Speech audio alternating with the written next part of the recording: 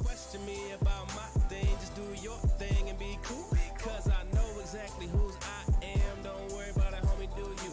Cause I've been rapping for a minute now. Used to walk around dead, but I'm living now. I'm just being myself. And evidently people gon' hate when you coming with a different sound. So don't question me about my thing, just do your thing and be cool. Cause I know exactly whose I am. Don't worry about it, homie, do you.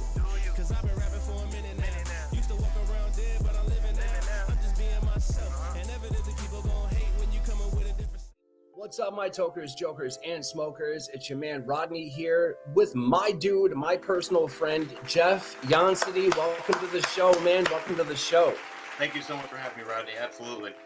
Absolutely, bro. Dude, it's a pleasure to see, Michiganders kind of spread their roots and go off and do amazing things, especially in Canada. Born and raised in Michigan. Oh yeah, and that's so you know your weed. That's my point, Dude, I gotta say congratulations first and foremost. Before we start anything else, you were just awarded Chicago's best Budtender, voted by the Chicago Reader. Absolutely, yeah. It was a great honor here to kind of receive this award.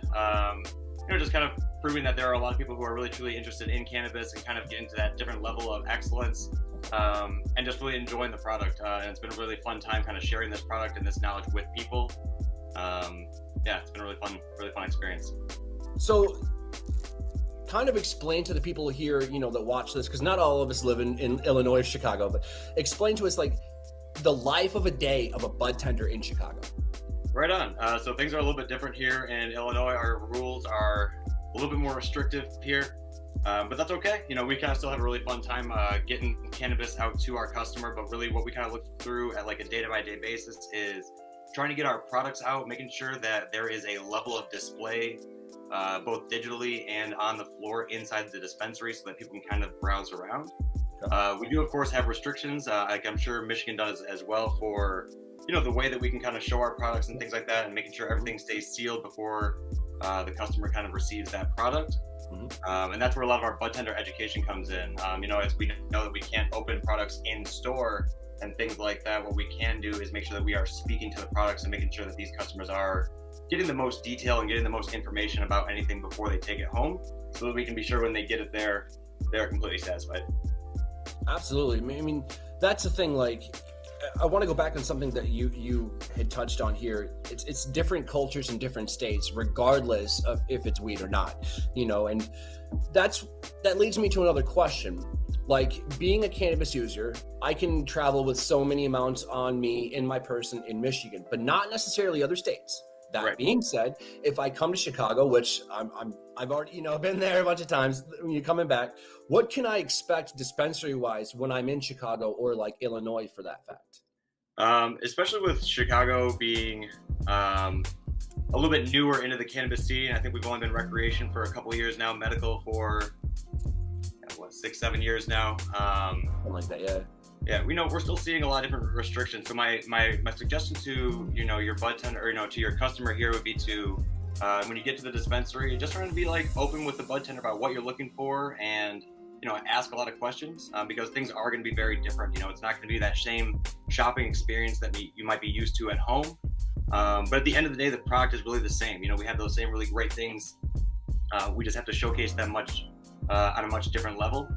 Just due to the way that our state restricts things. But again, same great products, really knowledgeable staff, really knowledgeable people across the board at all these dispensaries. So yeah, just be inquisitive, be open to the fact that it is a little bit different. But at the end of the day, we're going to get you home with something really fantastic that's going to, going to get the job done really well for whatever it is that you're looking for. Perfect. I mean, it's interesting because a couple of, industry buddies of mine, we all have a saying, what you're trying to heal first. If you're going in there just for headaches, tell your Budtender that. If you've got backaches or in addition to, let them, if it comes up, if you're in there for, whatever medical reason, and you are on other medications, sometimes let them know, because you don't want to mix the two. And just be clear about that. That's the point of it.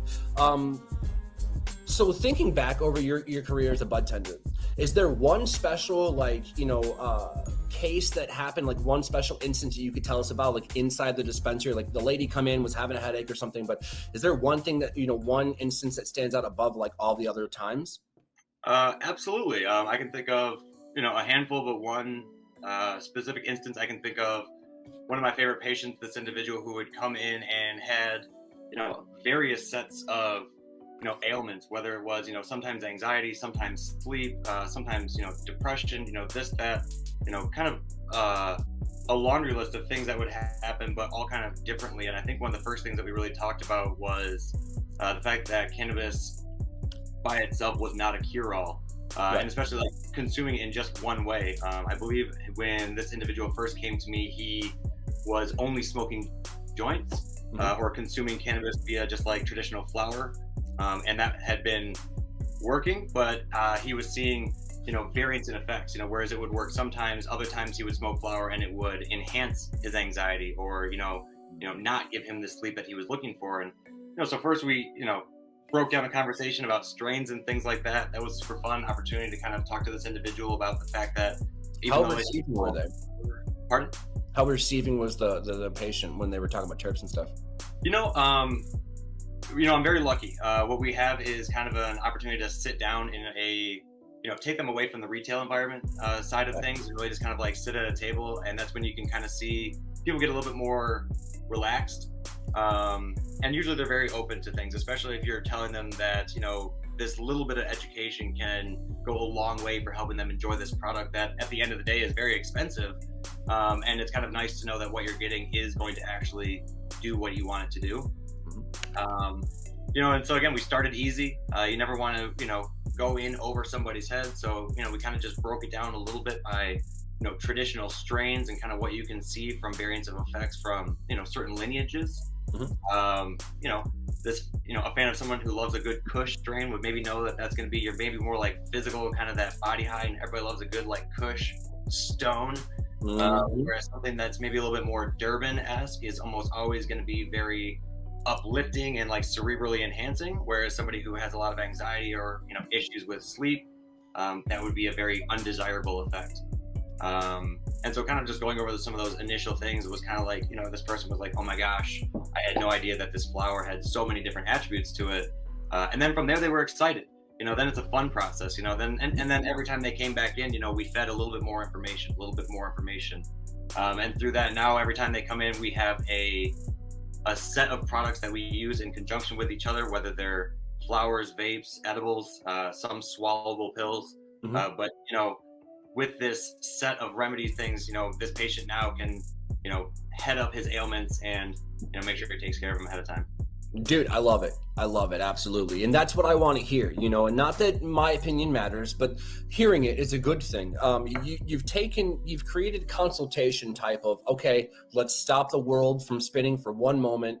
I'm listening to you in this echo chamber. Let me know how I can help you. I fucking love that. I really do.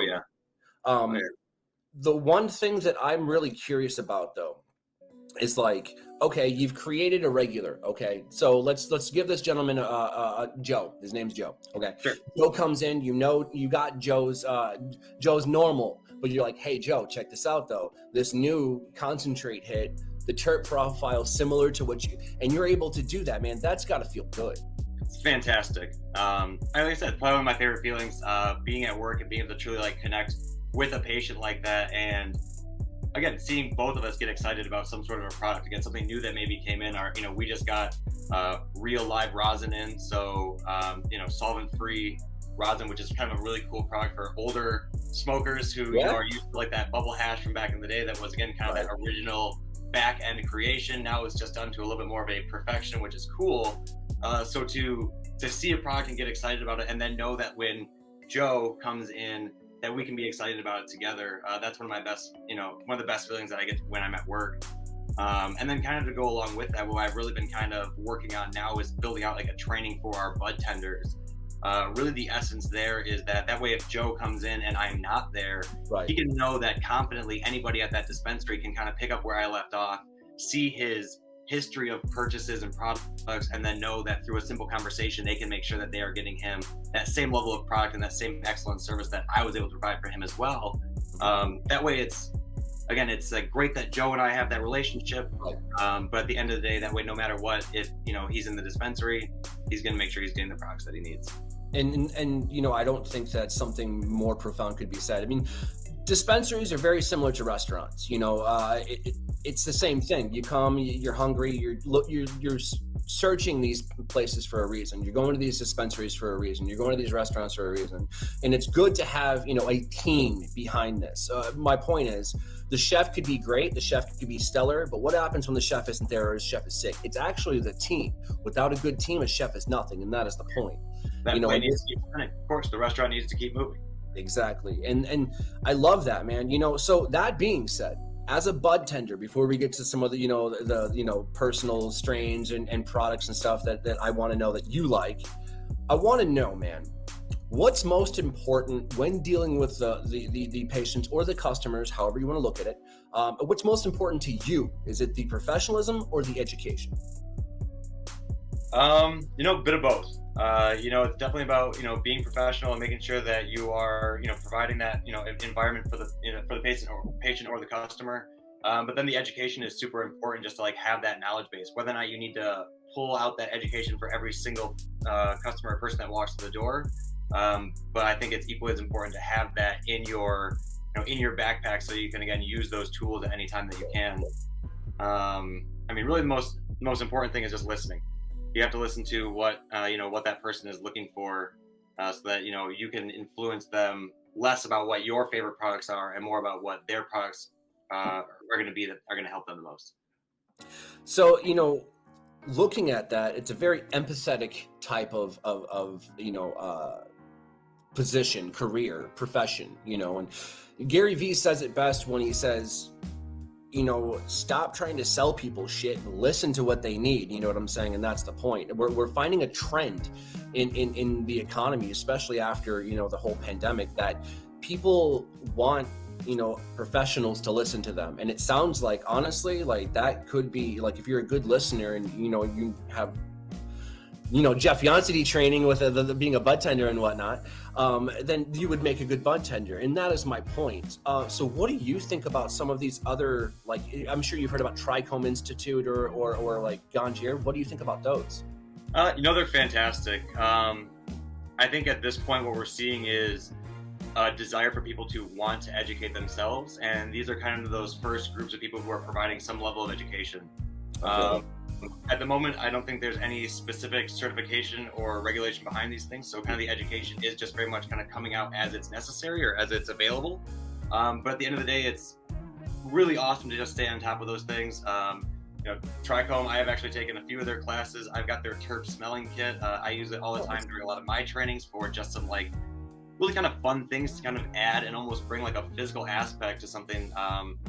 I love talking about these products, but in a lot of senses, when we can't actually bring the flower itself or one of those things into the training, right. Just having something like these terps on hand or these different things to kind of put your hands on a product while we're talking about things really kind of helps these bud tenders connect and really make that education a lot stronger.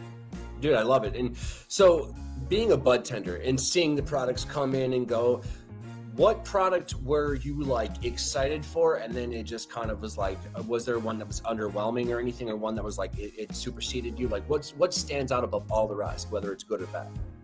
Concentrate is really where we're seeing some of the most variance in products. Flower at the end of the day, I think all has great levels of excellence. We're seeing a lot of cultivators start to do pheno hunting.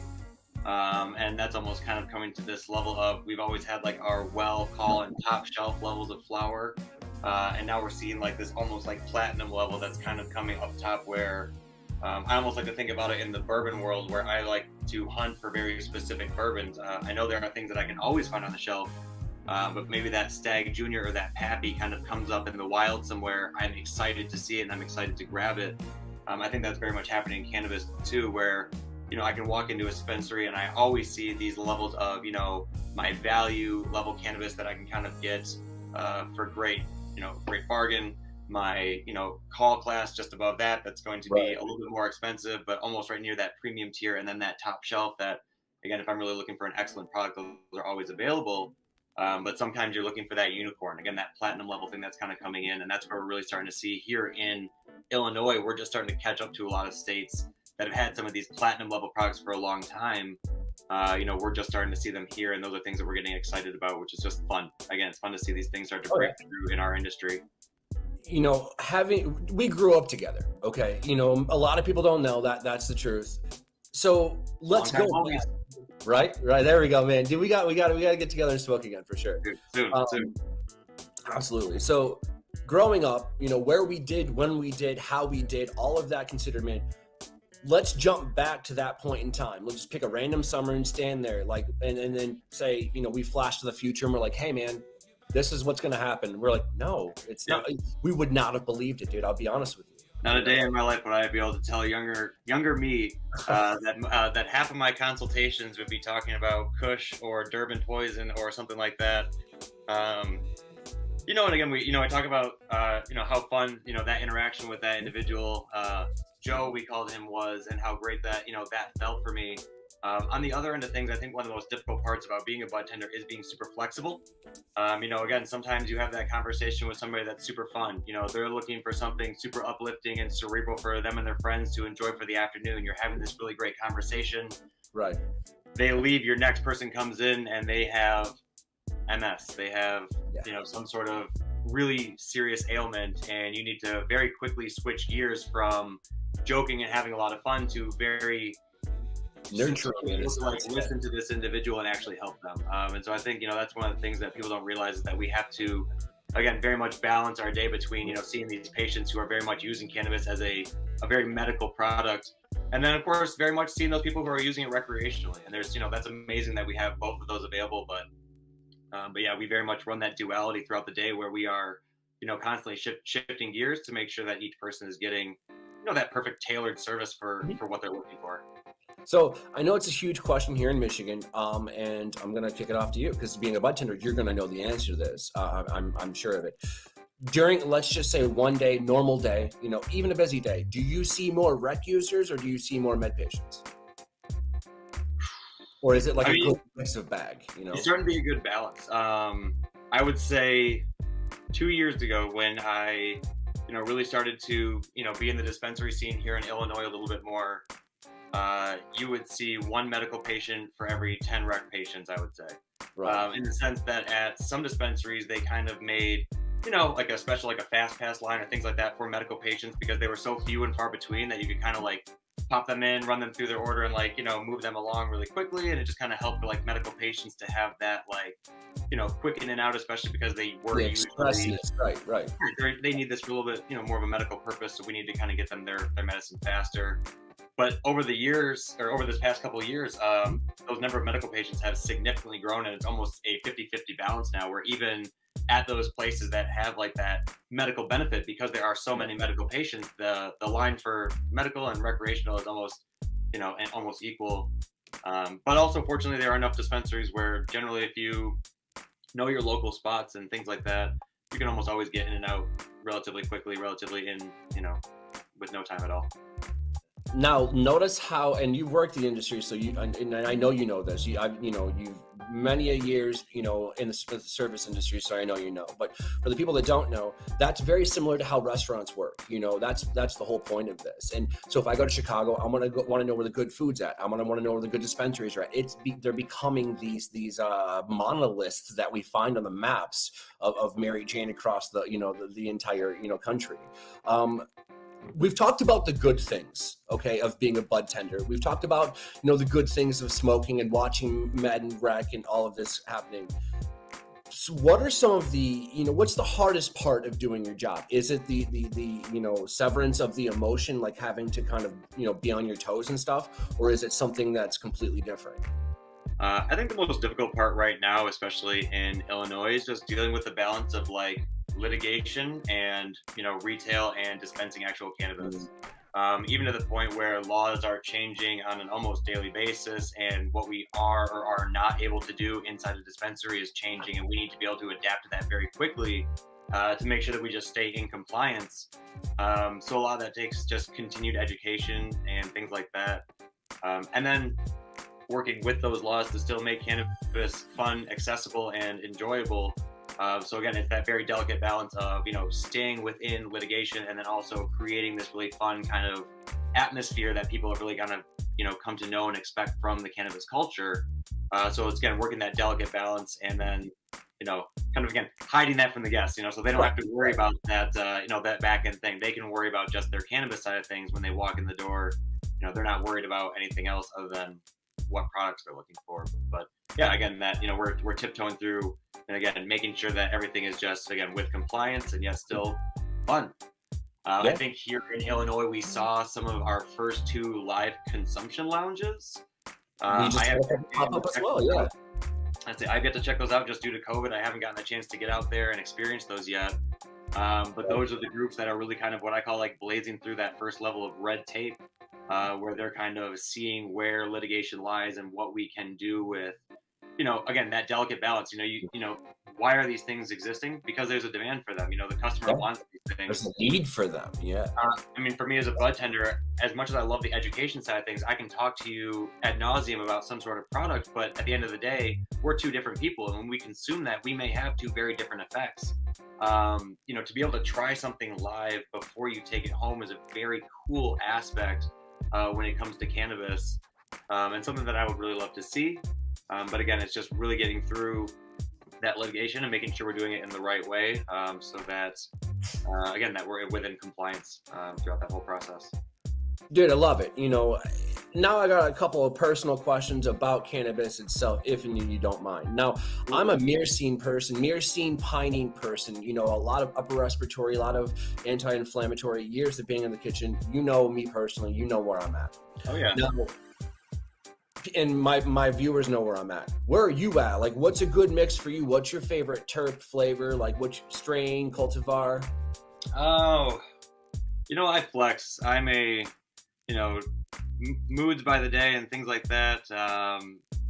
When it comes down to it, I like to have my array of things. My morning cup of Joe sort of coffee and things like that are going to be a little bit more on that, that heavy terpenoline content to kind of keep me more uplifted. But then maybe at the end of the day, something with, that mycerine or linalool, things like that to maybe help bring me down. But, truly at the end of the day, it's hard to control a lot of those facets and things like that. So I just try to remind myself that, cannabis, when I enjoy it, as long as I'm controlling my dose, very much just seems to enhance whatever mood I'm currently in. So I guess as long as I'm waking up in the morning, I'm not ripping huge dabs, I'll be able to kind of make it through the day and get things going on just fine. But that's where I kind of love having that like variance of products.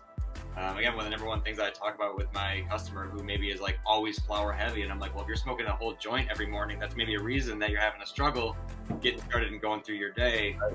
Something like a vape pen where you can very casually just kind of take a quick rip, and then move on and enjoy that light elevation, kind of keep that pep in your step, curl that smile there. Right. Makes me want to hit the dog park at 6 a.m. when my dog is crying at my bed. So things like that is kind of, key. That just made me think of a question. So vape pens, concentrates, things of that nature, they're new and people are loving them.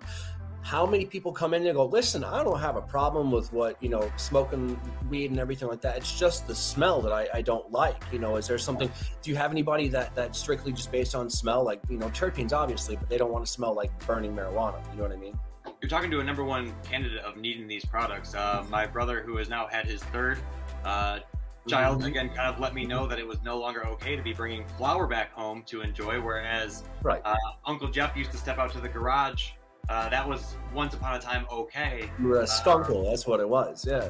There is, it has very much been explained to me that is not something. So whereas truly I didn't love cartridges, and that's a preference thing.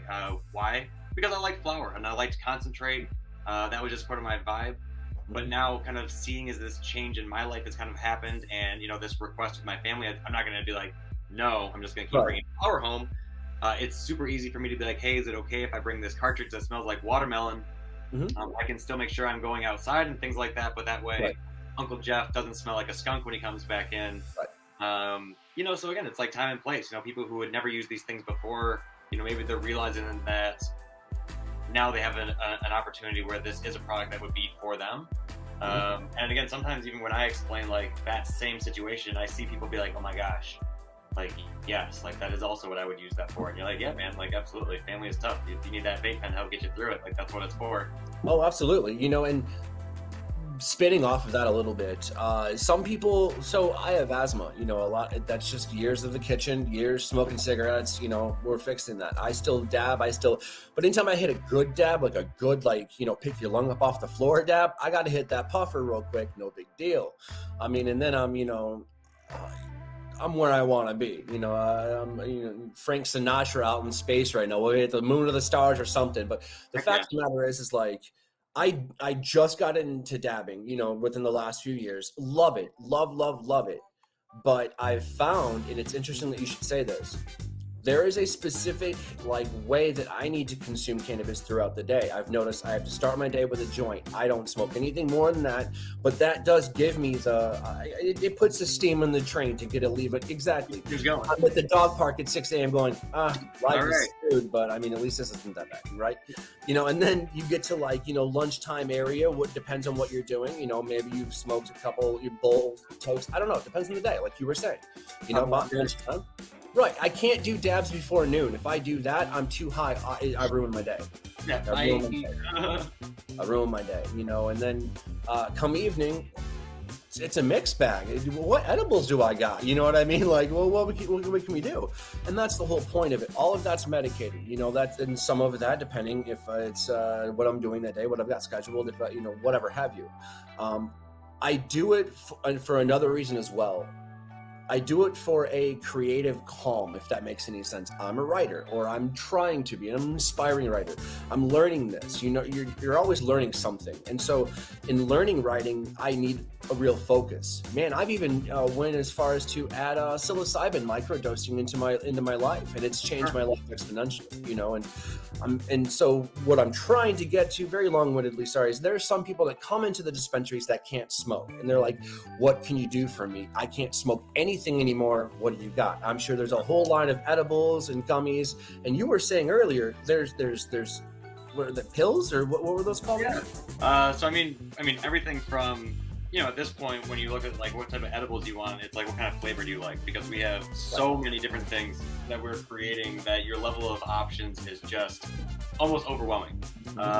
The good problem to have is that you need a good 10 minutes to look through that edible menu because there are just so many wonderful things on it. But to that same sense, there are definitely some differences. At the end of the day, all those, you know, chocolates, gummies, things like that, those are going to be essentially the same, where they're using a cannabis distillate that is the same distillate and then just made into all these different wonderful products. That's great because you can kind of see a nice consistency across the board. If you're used to taking 5 milligrams of gummies, hopefully you can take 5 milligrams of some other edible and it should vibe the same way. A little bit of that's going to work on your digestive tract, so you might see some difference, but you can at least mitigate your dosing very similarly because that cannabis distillate is going to be essentially the same. Now, when you do talk about like taking edibles and things like that, some people are taking edibles for medicine. And it seems sometimes silly to eat a gummy or a chocolate for medicine. Flintstone chewables do it, and that's one thing. But at the end of the day, what we realize is like that's not necessarily the most appropriate way to dose.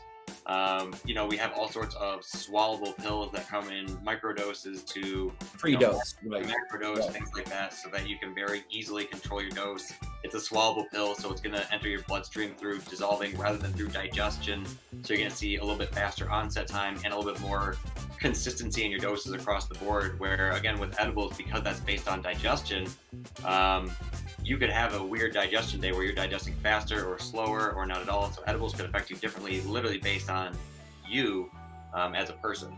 And so pills and swallables is one really great way to, especially if you're using cannabis as medication, to get a consistent dose. And again, you know, those nice microdose steps where if you've been cutting gummies, like I'm a little bit heavier cannabis consumption individual. Right. I can take a handful of gummies, but Liz, my girlfriend, you know, 2-3 milligrams, and she is very much affected by cannabis, whereas 2-3 milligrams to me is an aperitif. You're like, know, what else you got? Yeah. So again, so a lot of times in these, you know, these swallowable pills, we're seeing them in these very low, small doses, so that people can feel very comfortable taking these microdoses, because usually people who are looking for that swallowable pill aren't looking to get the highest high. Right. What they are trying to do is to actually alleviate some sort of like medical ailment. We have some great products like RSO and tinctures that you can use sublingually. Those are definitely a little bit more powerful. So if you know you realize that you were taking a handful of those pills, and you are like, okay, I'm taking 8, 9, 10 of these pills to get to like my dosage point, you can very easily get into, sublingual RSO or Rick Simpson oil or other tinctures like that. A little bit under the month goes a long way. They even have transdermal patches now. I mean, so it really, it depends on, first and foremost, when you walk into the dispensary, know what you're trying to heal. You know what I'm saying? Sit down, have that consultation, let them know what's up, y'all. That's the whole point. If you can't smoke something, then, them spending 20 minutes on concentrates probably is kind of something they, could have not wasted their time on. Let me regale you with a quick funny story about a patient who was a very difficult medical patient who was just giving me a hard time. Didn't want this. Nope, don't want that. Can't smoke anything. Can't vape anything. Doesn't want to concentrate. Okay, fine. Edibles. Nope, can't eat edibles. Can't do sugar. What about pills? Nope, I'm already taking too many pills. Don't want any pills. So at this point, I'm almost, I have to let him know about all the products that we do have in stock. And so I did, of course, let this individual know that we do have suppositories available. He was also not interested, but at the end of the day, letting people know every single thing in stock is something that we are at liberty to do, and we'll absolutely let you know that we've got something for you, one way or another. Listen, Chicago, Michigan, anyone around, that area, the Midwest area, this is the man to go to in Chicago if you need your cannabis needs. Listen, man, it's been an absolute pleasure catching up with you again. I'm going to see you soon. We know this. The whole nine. I can't say this enough, man. Really proud to see, again, someone from the hometown making it, especially in cannabis. It's very 15, 20 years ago, you and I would have been like, no, but we'll take some of what you're smoking on. You know what I mean? That's a whole different story. But in all realness, Michigan, Chicago, everyone has really come up in this whole new way of life, in this whole new industry. And dude, it really humbles me. It really does to see somebody else from Hazlitt, Michigan, kind of stepping up and going, right, but I've been doing this since then. So, you know what I mean? Like, let me help you, help me, help us, Dude, I really commend you, because being a budtender is not easy. It is not, because then you get people like me that walk in and go, but what about those cannabinoids? And you're like, I hate you so much. All right. But that's the thing, you guys are well versed in terpenes, not only terpenes, but cannabinoids, consumption, and the whole line. There is a professionalism definitely behind there. There's a huge demand and need for what you do. Jeff, thank you again for coming on the show, man. Seriously. Rodney, thank you so much for having me, man. It's been a pleasure. And yeah, I look forward to seeing you soon. Oh, absolutely, dude. We'll talk to you soon. My tokers, jokers, and smokers will catch you on the flip. Peace.